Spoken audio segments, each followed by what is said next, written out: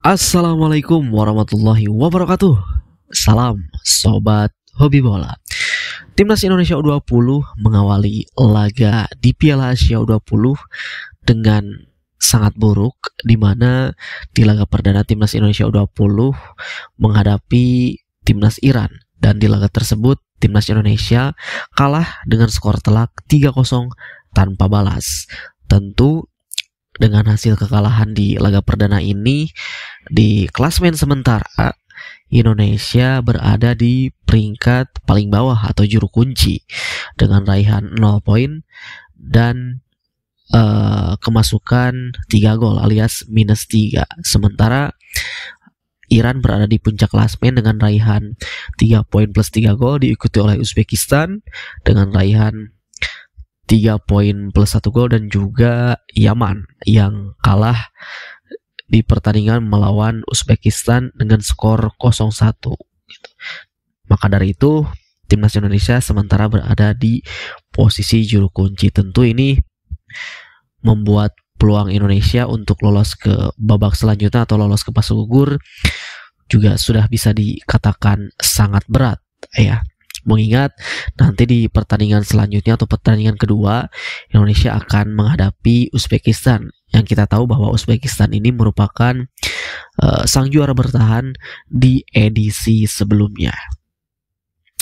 Di pertandingan perdana melawan Iran ini, Timnas Indonesia tentu ya bisa dibilang berangkat menuju Cina ini dengan persiapan yang cukup matang ya, karena dengan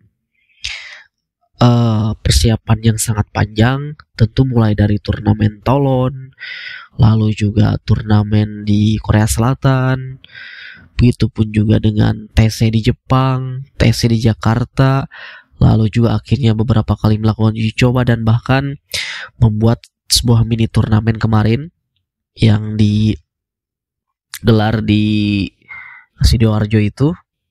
Lalu setelah itu akhirnya Indonesia U20 ini berangkat menuju Cina ya, dan di laga perdana akhirnya Indonesia kalah, dan memang ya jujur saja secara permainan pun sangat-sangat kurang memuaskan bagi kita para penonton atau para fans Timnas Indonesia. Banyak yang bilang setelah pertandingan ini, entah di komentar-komentar di media sosial ataupun juga ada beberapa para pengamat yang sedang live komentari juga mengatakan bahwa ya kita memang kalah kualitas dari Iran. Ya betul, memang secara kualitas kita kalah, bahkan dari segi fisik pun kita kalah, tetapi ya seharusnya kita bisa mengantisipasi itu tentunya dengan berbagai cara, dengan berbagai strategi dan taktik. Ketika kita kalah dari segi fisik, dari segi postur, tentu ya kita bisa meminimalisirnya dengan cara bermain bola pendek, bermain cepat, bermain dengan pergerakan yang cepat. Jangan memaksakan bermain long ball para pemain terlalu jauh, sehingga ketika salah satu pemain mendapatkan bola itu sangat sulit untuk memberikan passing ataupun umpan ke rekannya yang lain. Jadi seolah-olah ketika para pemain Timnas Indonesia U20 ini mendapatkan bola itu mereka selalu kebingungan, bahkan selalu terlambat untuk mengambil keputusan apakah ini di dribbling, di passing, atau seperti apa. Itu terlalu lama untuk mengambil keputusan sehingga bola yang sudah dapat direbut oleh pemain Indonesia itu mudah kembali direbut oleh para pemain Iran. Seperti itu.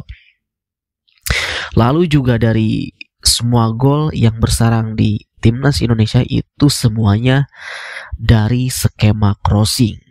2 dari bola mati dan 1 dari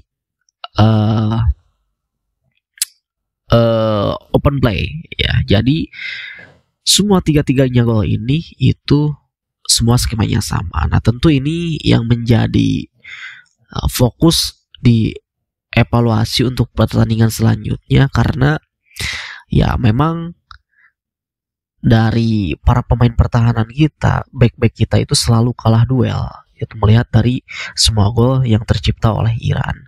Ketika di babak pertama, gol pertama dari tendangan sudut, para pemain kita itu kalah duel sehingga Iran bisa leluasa untuk mengheading bola dari hasil tendangan sepak pojok tersebut. Lalu gol kedua juga itu benar-benar para pemain kita hanya menonton saja, tidak ada pemain yang mengawal para pemain Iran ketika para pemain Iran di posisi sebelah kanan melakukan crossing, lalu dia dengan mudahnya melakukan tendangan gunting ya, tendangan salto, dan akhirnya ya bola masuk ke gawang timnas Indonesia. Lalu juga gol yang ketiga dari skema yang sama juga dari sepak pojok, dan lagi-lagi para pemain timnas Indonesia itu kalah duel. Nah tentu hal-hal seperti ini tuh bisa diminimalisir ya. Bagaimana kita sudah tahu kita itu kalah postur, kalah tinggi badan, otomatis kita harus meminimalisir bagaimana para pemain Iran ini supaya jangan mereka leluasa untuk mengirimkan umpan-umpan crossing kepada para pemain depannya. Lalu juga kita jangan sering memberikan bola mati, entah itu pelanggaran ataupun sepak pojok kepada para pemain Iran. Seperti itu. Jadi hal-hal seperti ini tuh mesti ya bukan lagi menjadi hal yang menjadi permasalahan gitu. Apalagi ini sudah TC sangat panjang, sudah para pemain ini sudah berkumpul sangat lama sekali, berbeda dengan halnya dengan timnas senior, hanya kumpul beberapa hari lalu bertanding seperti itu gitu. Jadi ya jujur di pertandingan kali ini saya pribadi melihatnya ya mohon maaf, ini bisa dikatakan ya betul memang kalah kualitas, tetapi secara organisasi permainan pun, secara taktik, secara visi bermain itu tidak terlihat ya. Bagaimana ketika para pemain kita tertinggal 1 gol 2 gol, itu daya juang para pemain pun sudah sangat terlihat bahwa menurun gitu untuk bisa mengejar ketertinggalan itu. Walaupun juga ada beberapa kali melakukan create chance, tetapi ya selebihnya bisa kehitung jari gitu. Berapa kali timnas Indonesia U20 ini memberikan atau menciptakan peluang seperti itu. Tentu dengan target dari PSSI yang diberikan kepada timnas U20 ini yaitu supaya bisa lolos ke Piala Dunia.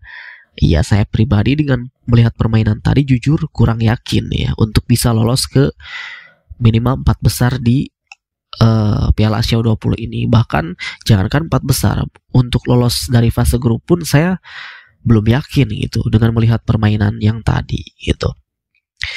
Memang di grup ini kita itu berpotensi untuk meraih poin penuh itu ketika melawan Yaman, karena ketika kita melihat lawan kita Iran dan Uzbekistan ini benar-benar pastinya kita diprediksi kalah kualitas, apalagi Uzbekistan merupakan sang juara bertahan di Piala Asia U20 ini. Nah tentu yang paling memungkinkan kita dapat poin adalah Yaman, tetapi setelah melihat pertandingan tadi, bahkan melawan Yaman pun saya masih ragu gitu timnas Indonesia U20 ini bisa meraih 3 poin. Tetapi sekali lagi kita terus mendukung, kita tetap mensupport dan mendoakan, tetapi tetap dari pertandingan ini harus dievaluasi, yang bahkan dari jauh-jauh hari sebelumnya pelatih Indra Safri mengatakan bahwa ketika uji coba terakhir di mini turnamen yang di Sidoarjo itu, Indra Safri mengatakan bahwa kita tidak mengeluarkan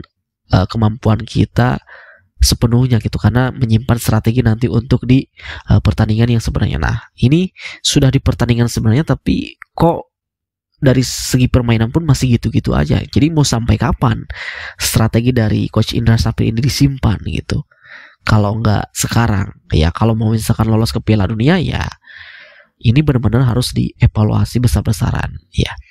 Itu saja dari saya, terima kasih, sampai jumpa lagi di video selanjutnya.